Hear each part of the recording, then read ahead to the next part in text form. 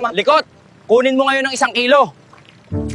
Baka biglang dumating si boss. Sige, Por. Kukunin ko na. Manong, magkano ngayon ang tanso? 750 ang bawat kilo. At naka 15 kilos kayo. Tapan nyo ha. Paldo tayo ngayon. Abay, basta mag-iingat lang tayo. Huwag kang masasabi sa kanila, ha? Por, mukhang magandang pinag-uusapan nyo ha. Akala mo, Por, paldo ka na.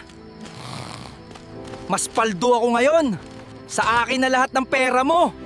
Sino sa inyo ang kumuha ng pera ko sa bag kagabi, ha? Sino ang kumuha? Kailangan natin matapos sa lalong madaling panahon ang building na ito.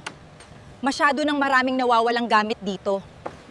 Opo, Ma'am Gracie, gagawin po namin ang lahat. Siguraduhin mo yan, Foreman. Kapag may nawala pa, tanggal kayo lahat dito. Sino ba talaga gumawa nito? Hahanapin ko talaga. Por, mukhang magandang aircon to ah. Pwede nating ibenta to. Sige, pag nailabas mo yan dito sa site, nagbunga din ang aking pinaghirapan.